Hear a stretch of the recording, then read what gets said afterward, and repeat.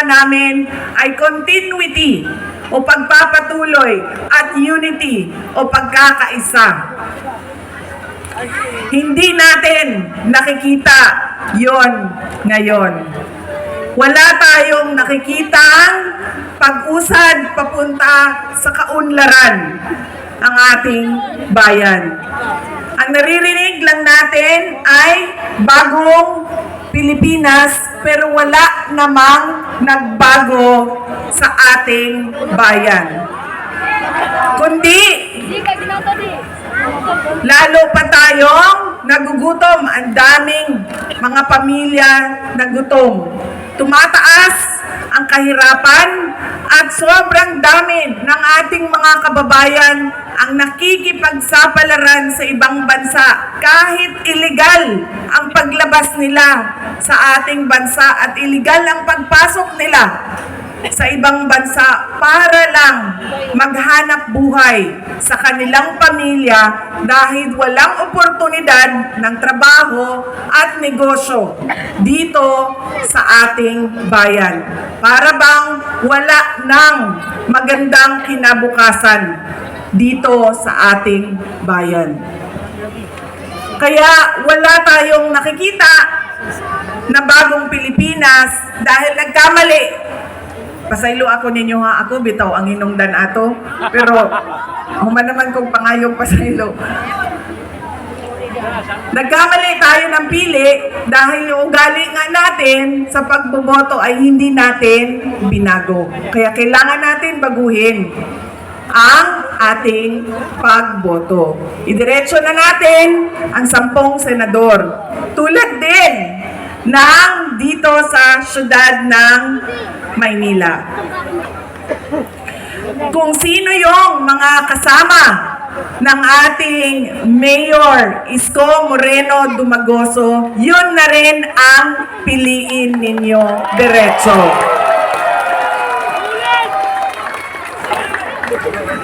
Dahil tulad ng sinabi ko sa kanila, kung pipili kayo ng mayor dito, pipili kayo ng vice mayor sa kabila, pipili kayo ng 2 konsehal dito, 3 doon, o ilan bang, hati-hatiin ninyo ang boto, magkakagulo lang din ang inyong lokal na pamahalaan. Hindi makakagalaw ang mayor ninyo. Hindi din makakagalaw ang vice mayor ninyo. Kaya kung pumili na kayo na ng kay Mayor Isko Moreno kayo, lahat ng kasama na ang ating Congresswoman Apple Nieto ay iboto na ninyo.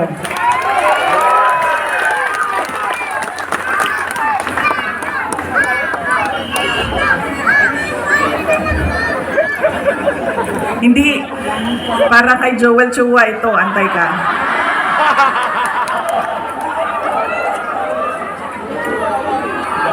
Sabi nung bata, kasi sabi ko, bigay daw yung apple. Ibibigay ko itong apple na ito kay Apple Nieto. Ma'am, saksak mo ito sa bibig ni Apple Chua hanggang sa kanyang lalamunan, hanggang siya ay mamatay. Yung apple na yan, ibigay mo kay Snow White Joel Chua. Alam nyo,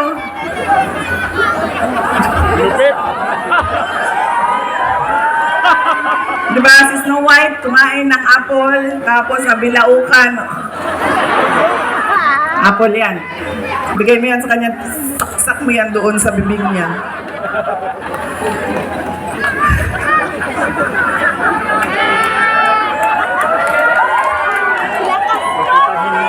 Si Joel Chua ba? Siya ba may-ari ng Ingbitin? Ha? Hindi. Yung may-ari ng Ingbitin. Kasi alam nyo, dala-dala niya yan lagi, yung hupya na yan doon sa House of Representatives. Tapos pinamimigay niya sa mga tao. Pag may hearing, pinamimigay niya. Nung pumunta ako doon sa hearing nila, Nakaupo ako doon, tikita ko iba't ibang kulay ng NBT. Pagdating sa akin, hindi ako binigyan ng hopya. Diba?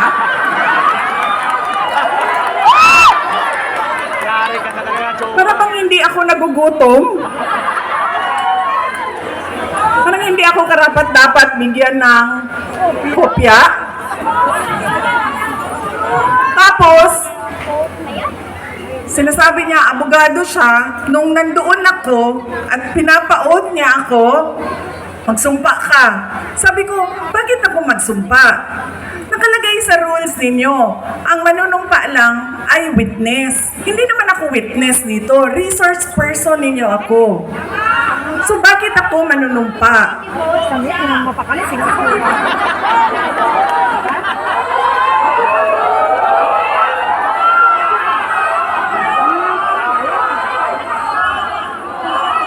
Huwag ka mag-alala. Yung apple na hawak ni Apple ang solusyon.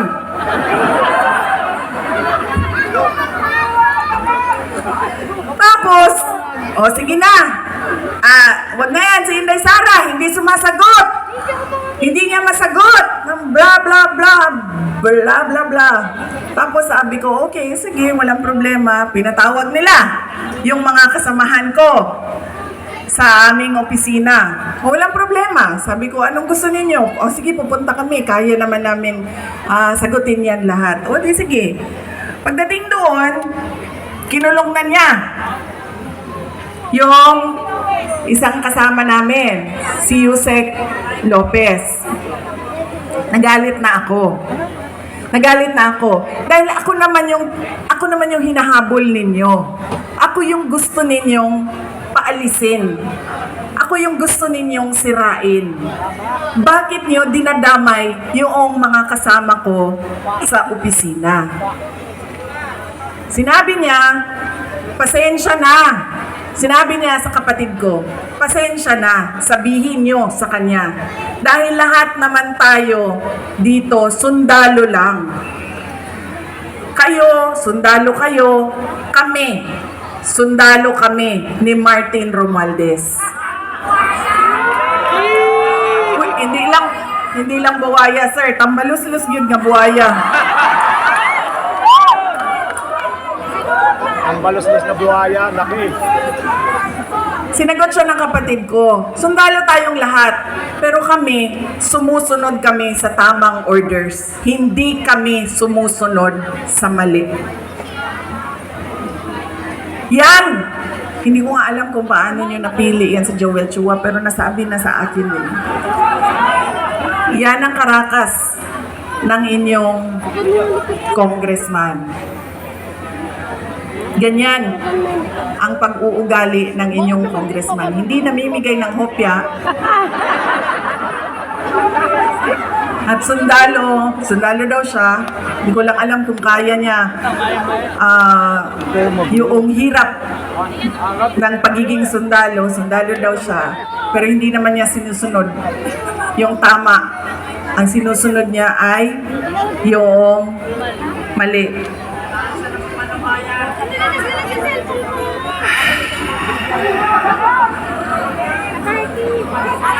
Nakalimutan ni Joel Chua nung sinisira niya yung pangalan ko na hindi ako kandidato ngayong eleksyon na ito.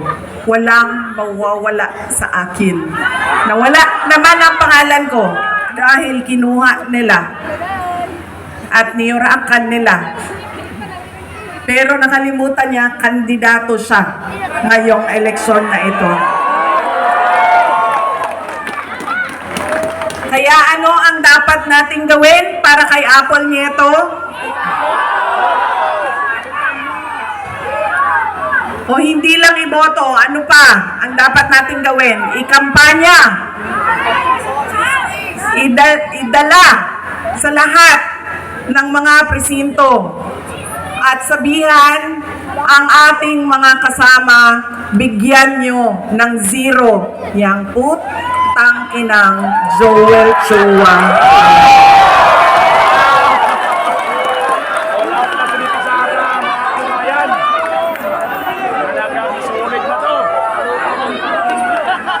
Wala nang gimmick-gimmick to.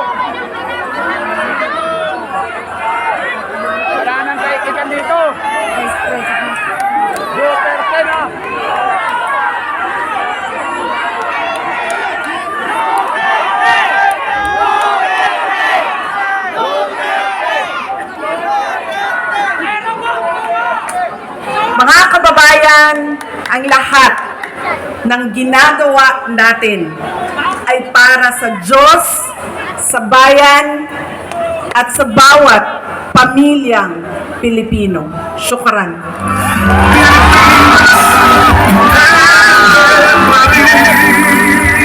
Ang tunay na nagmamahal sa atin. Laban niya ay laban natin. Pilipinas, Duterte pa rin. Pilipinas, Duterte pa rin. Ang tunay na nagmamahal sa atin. Laban niya ay laban natin. Pilipinas, Duterte pa rin. Pilipinas, Duterte pa rin. Isko Moreno ang pag-asa ng bayan. Isko Moreno ang tunay na kailangan. Para sa kaunlaran, isang kapayapaan. Sinuwalaman para sa Maynila. Muli po mga minamahal po naming taga Distrito 3, palakpakan po natin ang ating Vice Presidente Sara Duterte! Duterte pa rin. Ang tunay na Kayo din po ang ating minamahal na Yorme Isko Moreno Domagoso! Kasama po ang ating magiging Vice Alcalde Vice Mayor G. Atienza!